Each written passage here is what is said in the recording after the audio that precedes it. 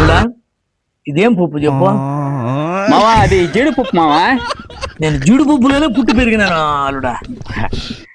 జీడిపప్పులోనే పుట్టి జీడిపప్పు ఎత్తుకొని పెరిగినట్ట అట్ట తిన్నా ఆ పప్పుని. జీడిపప్పునైతే కొడతానే పప్పు పప్పు పప్పు పప్పు అంట పెరిగినా నేను. జీడి అని మర్చిపోయి పుప్పు పుప్పు పుప్పు పుప్పు పుప్పు అంట పెరిగిన.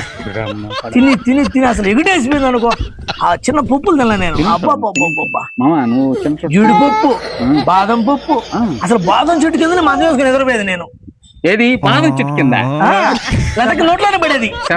ఆ బాదం పప్పులు నోట్లోనే పడితే తింటా నిద్రపోయేవాడిని అసలు. తెలుసా అట్ట అట్ట పెరిగిన చిన్నప్పటి నుంచి నేను. అబ్బబ్బబ్బా నేను తినని పప్పు ఉందా? ఆహా అసలు నీకు తెలియదు, నీకు అసలు విషయం తెలియదు. మిగతా పప్పులు అన్ని తినున్నాయి.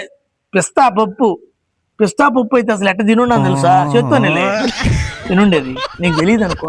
ఎప్పుడు అసలు పప్పు ఎప్పుడేం తినున్నా నువ్వా? అసలు జీడిపప్పు మొహమాన చూసిన ఎప్పుడే నువ్వా? ఎన్ని రకాలు ఉంటాయి పప్పులా? జీడిపప్పు తెలంగాణ ఉంటదిలే. ఎన్ని రకాలు ఉన్నాయి పప్పులా? పప్పులు చాలా రకాలు ఉంటాయి. అన్ని పప్పులు తినేసాను అనుకో. బబ్బబ్బబ్బబ్బా ఎట్ట పెరిగినానంటే అబ్బాస్ ఎందుకులే అసలు పప్పు వేసుకునేవాడిని కాదు అసలు నేను. పూర్వం బోధులు పప్పు పోసి పప్పు మీద పనుకునేవాడిని. ఆయనకు నయం పప్పు వస్తుంది అలా అన్నం తినేటప్పుడు. అంత పెద్ద జగ్గు నుండి జీడిపప్పు పెట్టుకునేవాడిని, అంత జగ్గు నుండి బాదం పప్పు పెట్టుకునేవాడిని, అంత జగ్గు నుండి పిస్తా పప్పు పెట్టుకునేవాడిని. ఆ మూడు కలిపి గిన్నెలో వేసుకొని కలిపి కలిపి తినేవాడిని అసలు. అందుకే మా అంత గ్లామర్ గా ఉన్నావు నువ్వా? నీకు అసలు తెలీదు అసలు. అల్లుడా మాక్సిమం దేశంలో ఉండే పప్పులన్నీ తినేసా, ఏం బ్యాలెన్స్ లేవు అల్లుడా. మావా ఒక్క పప్పు మాత్రం మర్చిపోయావు మావా నువ్వా. ఏం పప్పు అల్లుడా?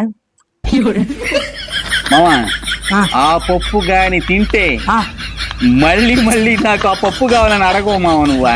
అవునా? అంత బాగుంటుందా పప్పు? భలే ఉంటది అనుకో. అబ్బా నువ్వు మళ్ళీ అడగవు అనుకో, దాని జోలికి రావు. అంతేనా? అబ్బా మిస్ అయిపోయి ఉన్నానైతే. ఏం పప్పు అల్లుడా అదే? గన్నేరు పప్పు.